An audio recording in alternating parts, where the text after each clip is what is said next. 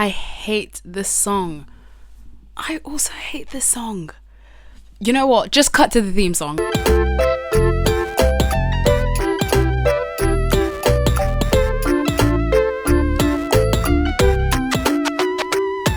I took the Polaroid down from my room. I'm pretty sure you have a new girlfriend. Hi everyone. I'm not trying to start every episode with a song. I just so happen to have a song already in my head. So yeah. Hi everyone. Welcome back to After the Theme Song with me, Madeline. We're here again. Guys, I'm really trying to figure out when to post. And I'm so annoyed at myself because the day I'm recording this I'm going to be fully transparent. The day I'm recording this is the day I'm supposed to be posting it. So I'm a little behind, but for once we actually do have bi-weekly because I posted one on Wednesday evening. And yeah, that wasn't a smart move. So I'm thinking maybe a sort of Wednesday morning, Friday evening situation or a Wednesday evening, Friday morning situation. I'm not sure. Give me your thoughts. Considering I actually have to adhere to this, I need to actually figure it out because it's kind of lame not to, but it's okay. It's okay. How are we feeling? Guys? Guys, I'm feeling, inquisitive? I don't know.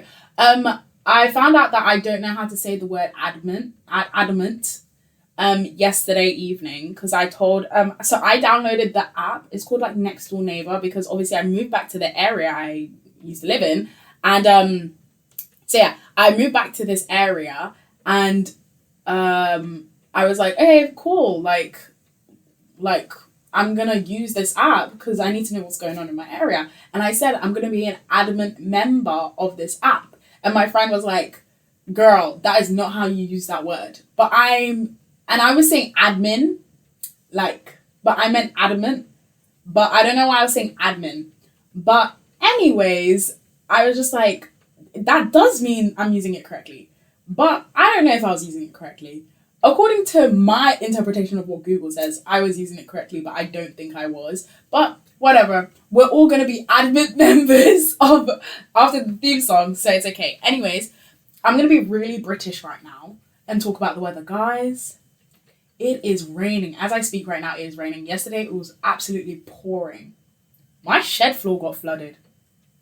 If anyone hasn't been in my garden before, I don't have grass. My dad replaced that with like concrete slabs. And because of that, when it rains, there's nothing to absorb the water. So our shed flooded.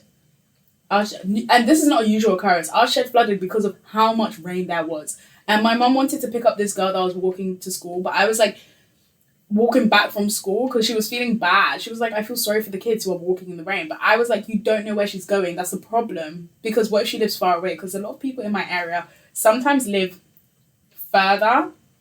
But yeah, she was gonna pick up this kid, but she was also like, whoop, that's my phone. Silence that. But she was also like, yeah, some kids just won't get in your car, and that's for reasonable reasons. Which is true. That is a very reasonable reason. I've gotten into a stranger's car before. That was a bad move. Maybe I'll tell that story another day. But yeah, I've done that before. Kind of a bad move. I did not tell my mum about that. Because I was just like, I feel really stupid to say this, so I don't want to. But who knows? Maybe I'll tell her that later. But last episode, guys, we talked about patience, and I was like, I'm going to come with tips on how to be more patient. I've come bearing absolutely nothing. Apart from just the standard, like, getting comfortable with being uncomfortable, practicing mindfulness, like, you know, thinking reasonably as to why you feel impatient. I don't know, those are things that I try to... When I was trying to figure out how to not be a control freak and want to control situations, I had to learn to get comfortable with the reality that there are some things that I just can't control. So when I had moments where I was like, oh my gosh, I can't I would literally just sit there and let the uncomfortability ride out and let life happen until I basically trained myself to understand I can't touch this. This is something I can't touch. So what can I do that is realistic, or what can I think that is realistic that allows me to get rid of this feeling? And that's basically what I did. And it was with really small things first. Like, I'm going to use a grade, even though a grade and academic validation is a really big thing. But for example, learning that once the test is over, and there's nothing you can do to control that. Having to learn that really helped me. So I would assume that patience is the same thing. Like, you have to learn to be uncomfortable with the fact that you are waiting. And in that waiting, what can you do in order for you to be patient instead of just, being bad vibes? But yeah, like I said, I come bearing nothing, and I'm so sorry. But today we are going to be talking about a different topic. To the point, I wrote it in a little book, guys. Ooh, she's so professional. She's got notes. Yeah, I got notes. Only because I don't want to forget things, and I'm prone to forgetting when I go on my little tangent. So I'm excited. Anyways, so today, whoa, give me a second. Was I supposed to be doing something else? Nope, it's for the day. So I'm going to plan that for like one. Anyways, so today we're going to be talking about loneliness, which is, and I'm going to try and make this episode actually really quick. I don't think it actually needs to be this long.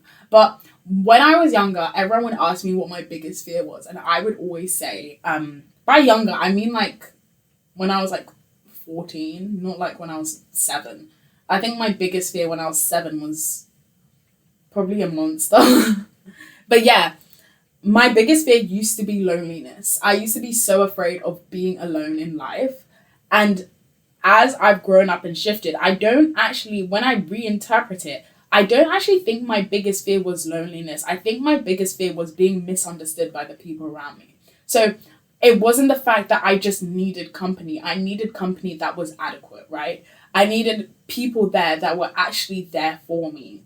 Because it's all well and good having people around you, but it's kind of like that thing where it's like, oh, when you're surrounded by people, but you realize how lonely you are. So now reinterpreting what my biggest fear was and thinking about myself, it wasn't actually the fact that I wanted people there. I wanted to be understood. And I know people often talk about how, it's a childhood trauma thing from being misunderstood by your parents and all that stuff. I would say yes, that is something that contributes. But I think the biggest contributor is actually being misunderstood by the wider world. I was a kid that was very misunderstood in school, very misunderstood by my teachers, very misunderstood by my peers, and to me. And in no way, I think sometimes when you try and talk about other reasons, you think you're trying to alleviate your parents from responsibility of the things that they might have done to hurt you. Not at all. But I do think my mum had a better understanding of me than the wider spaces, right? Or you could see the effort of trying to understand me because she's my mum in comparison to my teachers, in comparison to my friends, I guess, because who cares about understanding someone when you're freaking 11 years old, right? But that really helped me find the value in being understood. And now my problem now is the feeling of being misunderstood in the wider spaces that I inhabit. So yeah, and from that, I remember, so being lonely or being alone, I remember talking to my friend literally as of yesterday. This is fresh. And I was talking about being an introvert. And my friends were kind of taken aback by me saying that I was an introvert because obviously I use social media. I have a presence on social media. I do things. But I think it comes with understanding that these are learnt things, right? I was quite a quiet kid. Growing up, I was a really massive nerd. I was really weird. And there was this kind of thing that I saw my teachers doing that was forcing me into spaces to do things, right? Because I think in a way, maybe they did see something in me. I remember I was horrible at sports. I was so chubby and round, and my teacher kept on pushing me to be doing all these sports things. And that's how I ended up doing every single sport imaginable. So I I'm grateful for that, because I've gained so many skills from that sort of like, for some reason, pushing me. I used to be like, I think it's racist that he thought the black girl would be good at sports, because I was not physically equipped to be doing that stuff. But you see, but you see my point. So it's interesting. But I was talking to my friend as of yesterday, talking about being an introvert and how I don't normally go to spaces where I don't know someone. No, oftentimes when I am in a space, I think, who's my designated partner in this space? I always think about it in even numbers. I've always done it. I don't know why. It's something I've always thought of. I think about, who is my pair in this? Who is my pair? If these two are a pair, and these two are a pair, and these two are a pair, who is my pair? And me not having a pair, quote unquote, in that space makes me highly uncomfortable. I always think about, so it's interesting because my friends on that side of my life think I'm an extrovert just because I'm in a space. But really and truly, I have gone to networking events with other people and I leave having spoken to nobody, or having to piggyback off of what someone else is doing, because I can't do it myself. I don't know how to. I'm really socially awkward. It's really bad. The first time I think I actually went out of my way to take life by the reins in that way was meeting my uni friends Kemi and Lynn, which was me offering to travel with them. Because that was something outside of the person I went with, right? Who I already knew when I went to the event that they went to. Moving in second year with my flatmates, where that was an offer I put out, finding my church, a new church all by myself, which was in third year, and doing any sort of acting thing that I've been doing for the last years. Those are things that I have done outside of either being invited by someone or already knowing someone who's there. That was just me by myself. No one else was there. I didn't know anyone else who was doing that. So it's weird because those things have taught me how to do that. I remember telling at my church, they do this 3-minute mingle thing. And I remember I used to come late to church to purposefully miss the 3-minute mingle because I did not want to speak to people. We are working hard to train this muscle, because I do think if I was left alone to my own vices, I wouldn't be able to leave my house. And that brings me on to, honestly, all of this. But yeah. So what it's like to be lonely and all those things. So going into my master's, this is me being extremely self-aware. I isolated myself, right? So I was like, I'm going to do this thing and I'm going to do this thing by myself. I don't need any external things happening. I want to do this by myself. I can't think about what else is going on elsewhere and do my master's at the same time, because I get too caught up in one or the other, and I'd rather it be the other, because the other is costing me money, a pretty penny, if that will.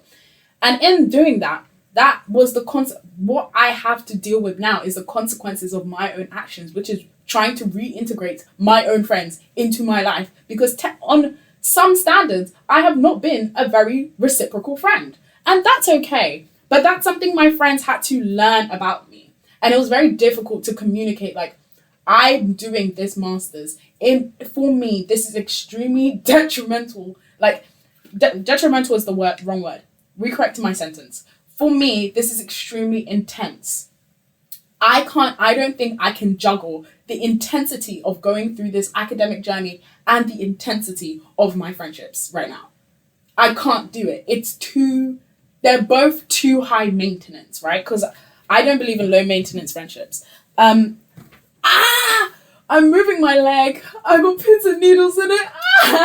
But yeah, I was like, it's very difficult to communicate how you can't hold on to both things. So you kind of have to let one of those go. And in the hopes, and going back to patience, in the hopes that the other thing is just patient and will wait for you. Or be patient for you, right?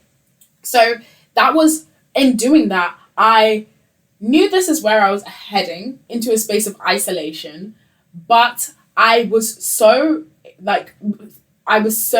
in my degree that I didn't feel it. And I learned a lot, because from literally, I want to say year 8 to now in uni, I've always been part of a group, or I've always been part of multiple groups. I was a very floater person in secondary school. And even coming into uni, I was always been part of a group. I've never really done a lot of things by myself, right? I always have been someone who just goes off of the vibe from other people. A lot of the time, I don't know how much. It's very hard for me to differentiate what is being orchestrated by my own, and what's just me collecting the energy and walking with it, right? So with isolating myself, essentially, for the sake of my education, I very much learnt, like, how to be by myself, how to listen to all of my internal everything, how to judge everything by my own intuition. Not that I didn't used to do that before, but being more in tune with it, like fine combing that. Like, now I can do things by myself because I made myself do my degree by myself. I have zero regrets because I think it sounds horrible. I have zero regrets for what I've done because I think at the end of the day, I've never been a selfish person, but this is probably the most selfish I've ever been in life. Doing the masters. How selfish am I to isolate myself from my friends and refuse their access towards me and refuse to be reciprocal because I just was so focused on my education, so focused on myself, so focused on improving myself. And in doing that, I have to now face the consequences of my actions, right? Like, that's just how it is. And like I said, I'm living now in the consequences of my actions. But the problem is, when you make decisions for yourself and they are governed by yourself and you feel so, you're not dismissing how others feel, but you're very aware of how much better you are in the position, you just think that I can fix this. And maybe that's delusional from my sense, but I'm also accepting every single reality, right? My friends don't have to take me back, and that's okay because I understand what it is like to want someone bad and them not be there. And even though you can be a place from understanding, that is still harmful, right?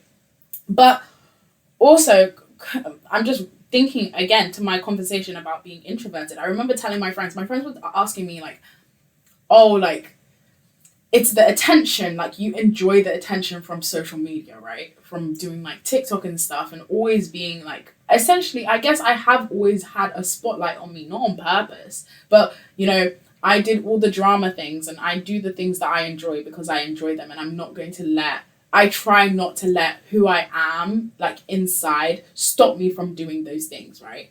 But my friends were trying to understand why I do what I do. And I was thinking about it because I was like, it's really not the attention. And it really is a form of self-expression. I really take it as a form of self-expression, especially when it comes to the internet, because I remember being younger on the internet and all I was doing was trying to find someone else who watches the same cartoons as me. Like, I've always been trying to just find community in a space that I can express myself. So it's less about the attention and more, and it kind of does link to wanting to be understood. Like, not wanting to be alone in what I'm trying to do, which is build my life. So yeah, but how do I feel about loneliness? Because there's this whole thing, this running thing of people saying how lonely they are, they don't have friends in their 20s, etc., etc. And I'm going to be super harsh. Leave your house. Actually leave your house. I think my problem is when people over personify or overly identify with being a quote unquote introvert, and then you do not leave your house. And then strike a chord. 4 years later, you're complaining that you don't have any friends. You actually have to push yourself. And the reason why I'm being so harsh in this is because I pushed myself. Because I had to. I know what it's like. And maybe it's me having all of the degree knowledge to know how unhealthy it is to be alone. But you have to push yourself. That's why sometimes I get it. And I'm not talking in the sense of agoraphobia or stuff along those lines. I'm talking about people who are probably very capable of leaving their house to do something else, but they just cannot be bothered. They're lazy, which is, it's fair. That's a fair enough. They're lazy, or you don't want to put in the external effort in order to make friends. I get it. Making friends is work. Having a friend is a relationship, and you have to work that boat, right? You wouldn't just date someone and then just not talk to them, because that's not how it works. That's a relationship that you have to facilitate. The same way with trying to make friends, trying to govern friends, you do kind of have to be a bit of a beg. And I always say this, you kind of have to be a bit of a beg sometimes. And the problem is, no one wants to be a beg, because no one wants to feel like they are fighting or begging for attention. But I don't necessarily see it as such. I see it as you want something, so you're going for it. You ever see someone in a room and you look at someone and you think, I have a friendship crush on you and I want you to be my friend. You kind of have to go for it. Like, you have to kind of flirt with your friend, flirt with people a bit for them to be your friend. But yeah, I think when it comes to this thing, I think the pandemic taught us how to be lonely, because obviously we had to isolate. So I think the pandemic taught us how to be lonely, and now we need to learn how to unlearn that, right? So we are now in the habit of solitude. We are living in the aftermath of what we've learned on how to be lonely. When the world shut down, and I know people hate when people talk about the pandemic, but I don't think people understand how much research has come out of this pandemic and is still ongoing. It is one of those things that will forever be researched and forever have some sort of impact on everyone, right? So the pandemic really taught people how to be lonely, what it's like to be lonely, to be very isolated, even within the depths of your family. And now we are living in this aftermath where people are just kind of one or two things. You are craving social attention because you are trying to always get it, because being lonely in that way was something that you never want to feel that again. Or you are so used to it that you just don't know what the other side looks like, right? And here's the thing. Loneliness is self-perpetuating. I would never, and when I learned that and realized that, it actually changed how I viewed a lot of things. Am I lonely because other people are making me lonely, or because I've actually isolated myself, made myself a lonely figure, and I continue to do so? Loneliness is self-perpetuating. And also, I was reading some research just to, govern how I'm going to speak about this, because I have my own opinions, but also knowledge informs opinions as well. So loneliness, in like linking back to how loneliness is self-perpetuating, loneliness is perceived and subjective, whereas social isolation is objective, right? Because, for example, when we were socially isolated, right, in our houses, that is an objective thing. We are isolated from other people. Whether you felt lonely in that social isolation is perceived. It's subjective. And when you realize that is kind of the thing, that's the penny drop, you kind of view it differently. If I am perpetuating the loneliness myself, I am the only person who can change that. Putting me in a room with a bunch of people isn't going to change that. Those other people, it's not those other people's responsibility to stop the feeling of loneliness, because someone could be very kind to me. I could be with my best friend and still feel lonely. So it's all about changing that. And it's interesting because I was reading something and it said, like, if this is multi-dimensional, how many types of loneliness are there? And how it's limited to the conceptual and empirical work. So what that means is, if there are so many types of loneliness, how many are there? And how do we measure that? And if there are so many types of loneliness and it's, multi-dimensional, different things contribute to it, how much of it is limited by our concept of what loneliness is? Again, because it's sort of individual, how can you measure someone's individual experience of loneliness? We're getting real into psychology right now. Everyone's thinking, what on earth? So honestly, with all that being said, what did I learn from my time of being quote unquote alone? Because now I'm back at home and I'm trying to figure out how to be in my space. I live in an area where there's not many 20-year-olds. There's not many 20-year-olds coming from London where there's everything to do. Now I have to look for local things to do, right? And I think from being from choosing, because it was a choice. I did choose, and I chose for the betterment of myself. From being in that space by myself, doing my masters by myself, kind of going by my own clock and governing myself in that way, I did learn to be way more independent. I went to all my acting things by myself, and I was very nervous. I literally would be the last person to speak. Some of those things I went to and I didn't speak at all. But yeah, I learned to be independent in that way. I built my confidence in myself in a way that, granted, I'm never going to enter a space and feel confident about myself. I'm never going to enter a space and be less socially awkward unless I, fix that. I'm pretty sure. But it doesn't mean that I don't try. And I think the difference between, when you are sitting at home and you're thinking, oh, I'm so alone, the difference between that and, where I am now is the wanting to try. I've never been someone not to try. So I think the fact that being a trier and trying so hard all of the time does make the difference, right? So I learned a lot. I learned how to be more confident with myself, how to be more in tune with my own intuition, because if you're easily overwhelmed, when you get overwhelmed by the external noises of everyone else, it makes it very difficult to listen to yourself. So I learned how to, is that something on my camera? No. So yeah, I learned to be more confident, more in tune with myself, how to make decisions for me. And essentially, this is going to sound weird, but how to be selfish in a way for myself. Not like I'm going to inherit a company and steal all the money from people, but how to think about myself, because a lot of the times I would be thinking about other people, and it was very weird because in doing the thing where for once you're thinking about yourself in that way, not in a victimizing way, but in a way that is like, you have to do this in order to get what you want, in order to, be better. It comes with the consequences of people feeling like you don't care about them. And that's something I have to deal with now. Like I said, everything is a consequence of my own actions.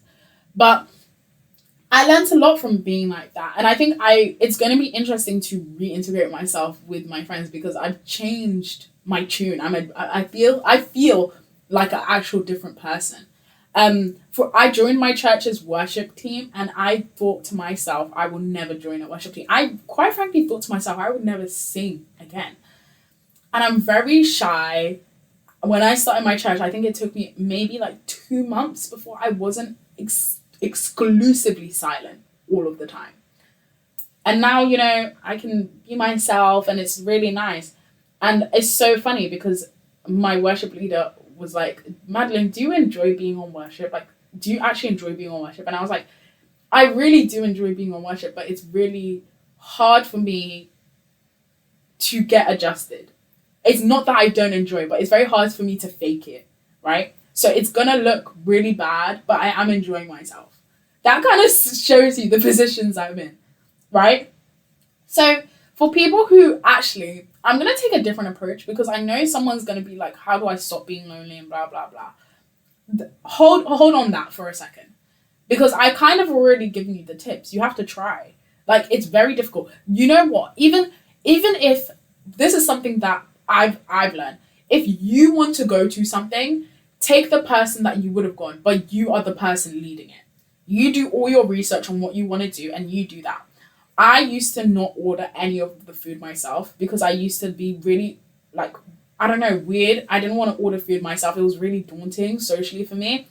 And I learned how to order things for myself. I would write out what I want, and then I would say, or I would pick up the menu and point to it, and I say, can I have this, please?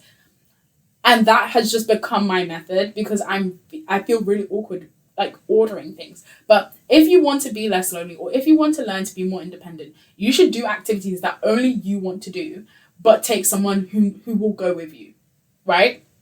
So I think that is a way to help you kind of be in tune with yourself and govern yourself, because the person should be following you essentially, or you will know more about this thing. If I wanted to go see Hamilton, for example, and I feel like someone who's I don't have any friends and all that stuff, I went to the theatre by myself once and it was amazing. I ended up speaking to this lady and I was just like, oh, because basically my flatmate was meant to come with me and she couldn't end up coming. So there was an empty space and I said, oh, if you want to see better, you can sit in this space. That is nothing crazy. That's just an offer. And you don't have to be extremely extroverted to do that. But when you see an opportunity to make offers, go for it. And then we had a nice conversation and now we speak and it's amazing. Like we sent emails the other day and I sent the email and it's something I learned from being at the National Youth Theatre. I always call it the acting thing with my friends, but being at the National Youth Theatre, they were like, reintroduce yourself to people if you have to. So I sent an email after I was done with my dissertation, after I was done with my my intake course, and I was like, just to reintroduce myself, this is what I've been up to. How are you? I'm gonna start choking. Wait.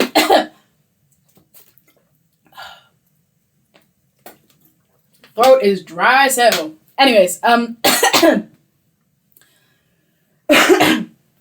we go. So take the moments to reintroduce yourself to people. Every time I go out, I always think, how do I speak to at least one person? Right? And like I said, I'm absolutely pissing myself every time. I'm terrified, right? But the will to try hard has to be stronger than the fear. I look like fighting, but it's true. It has to be stronger than the fear. And that's kind of what I'm going by. I kind of like shut my eyes and I think, obviously, if you're not spiritual, but I think, God help me, God help me, God help me. And I say, hi, or I like your outfit, or I stand whilst the conversation is happening and I find a way to interject in a way that like is meaningful, right? You have to try because then you can kind of gauge the social environment. But yeah, that's my tips for people who want to be less lonely. My biggest thing is for people who want to learn to be more lonely, if that makes sense. I just talked about, so I've always been in a group. I even said this in episode 1 or 2 or something. I always do believe that I am made to be in a pair or made to be with someone, made to do my creative things with somebody. But that doesn't mean I can't do them by myself, right? And learning to do that by myself has been so rewarding. How do you learn to be lonely, right? Because when you remove all the external noise, you have to go by yourself. And if you're not in tune with yourself, that is honestly the most terrifying thing. Because you are responsible for you, right? So for all my people who are learning to be lonely, I would say like start off really small. For me, it's literally just getting like, why is my lighting weird? I'm not gonna fix this in post, man. I can't be bothered. But literally learn to do like one thing by yourself. Like I've always like sung by myself. Like the problem is I have these hobbies that I do by myself, but I want to do them with other people. But being able to have the hobbies that I can do by myself lets me know how to be in tune with myself. I think it's different especially when it comes to music, because obviously I have a musical background, but not a musical foreground, and it's actually really upsetting. But I'm gonna relearn the piano. I have some things I want to do before I'm 25, but because singing requires you to be in tune with yourself, with your body, right? But having something that you can do that is governed by yourself and being in tune with that really does help, right? Even if it's just an interest, learning more things about that, because the goal is, and for me, the goal was to be able to go to things by myself. That was my goal. I think set yourself some sort of goal that you have to do by yourself. For me, it was to be able to go to spaces and be there or sign up for things by myself, right? So that was my goal. So I started off by, I was at uni at the time, but applying for things by myself, applying for, roles and positions that I'm interested by myself. No one has to do that for me. I have to do that by myself. And then obviously you then have to be in spaces and then people will speak to you and you learn how to do that by yourself. And with doing that, you are kind of following yourself and you're not listening to other people. And granted, you can ask people for advice, but those people can't be telling you what to do, right? You have to know what to do. So I am a massive fan of pro and con lists. Pro and con lists hate to see me coming because I'm eating that shit up. Like, I think pros and cons lists have been very helpful with me in like trying to figure out by myself what I want to do. And even if I'm with someone else, I'm like, let's go through pros and cons, but you don't tell me the pros and cons. I tell you what, and you write it down, governing yourself with yourself, right? Your own intuition, all of that fun, good stuff, right? And with that, I learned to be okay with being alone because I'm so in tune with what I'm doing. I'm doing stuff that I want to do, right? That's important. I'm doing things that I want to do. And I'm doing them at my own hand. Where is the disappointment? Where can the disappointment actually come from? Because I'm doing what I want to do. It's different if you don't want to do the thing and you have to. But if I'm doing something that I want to do, like my master's, I'm doing my master's, I want to do this, and I'm doing it by myself. Who is there else? I have to be more in tune with myself. I think practicing that, working that bone of, listening to yourself, even if it's a bodily thing, because I think going to uni makes you way more independent. Being able to be like, okay, I'm hungry right now. Like, being in tune with yourself helps you to be more alone. But like I said, loneliness is self-inflicted. You can learn to be more alone and learn to be, more independent is probably the word I should be using instead of loneliness. But you shouldn't be isolating yourself. Let people in. And I think this is where I made a mistake. I didn't let people in to what was happening in my life because I was so entrapped by my independence, my own, I'm doing this, I'm doing that, I'm doing this, I want to do this, right? Because I really wanted to shut out any other opinions because they were getting to me. And that's the honest truth. Other people's opinions were getting to me because they get to you sometimes. And in that moment of me realizing that other people's opinions were getting to me or were governing my space or governing my emotions, I was like, no, I have to cut it at the bone. It has to be gone at the root. And whatever I try and rebuild from it is what my future looks like. But yeah, I think learning to be lonely and honestly just communicating with other people, being like, oh, I'm really trying to be more in tune with myself. I'm trying to be more independent in what I'm doing or learning to be by myself more. Like, just so you know, right? Or just so you understand, we're in an age of social media, so obviously I'm going to say take a social media break. But yeah, I've learned to be alone. I've learned to be an omega. I've learned to be an omega. Guys, I once read an omega verse and it was Boris Johnson and Rishi Sunak. I don't know how much I'm going to admit it. It was Boris Johnson and Rishi Sunak, and they Boris was in heat and they had they did the deed in the plane toilet. Yeah. All the people who have no idea what Omegaverse are listening to this and they're like, what on earth does that mean? If you know, you know. If you know, you know. But yeah, I think being lonely, in quotation marks, has really helped me be a different version of myself that I'm actually very grateful for. The will to try has to be greater than the fear. And I think by being a trier and by working really hard at, wanting to be more independent and wanting my life to be governed by me, and the things that I value. And like, at the end of the day, no one can tell you what to do but you, has been important for me and has been better. And I'm now coming back into my area thinking like, what are the things that I can do considering I'm unemployed? Like, what can I do? Honestly, my biggest threat at this moment isn't other people. It's money. Everything's so goddamn expensive. But yeah, I really hope this helps someone. I wanted to take this approach of, talking about me and then offering what I've learned from my experiences to everyone else. For breakfast today, just so everyone knows, because I usually record these in the morning, I'm going to be making some sour bread avocado toast, which is, people say really millennial, but like, they kind of ate with that because you need 20 grams of protein for the morning. 20 grams. when you realize most of your adult life is thinking about how much your protein intake is, it actually becomes diabolical. Anyways, I will see you guys next week. If this episode does not come out on the day it's supposed to, it's gonna come out on Saturday, and honestly, I'm okay with that. Arguably, I could do Friday and Saturday. 2-day bonanza. Who knows, guys? But stay tuned. But yeah, thank you guys for listening, waving to the camera, waving to the mic, waving to everything around. See you. Bye.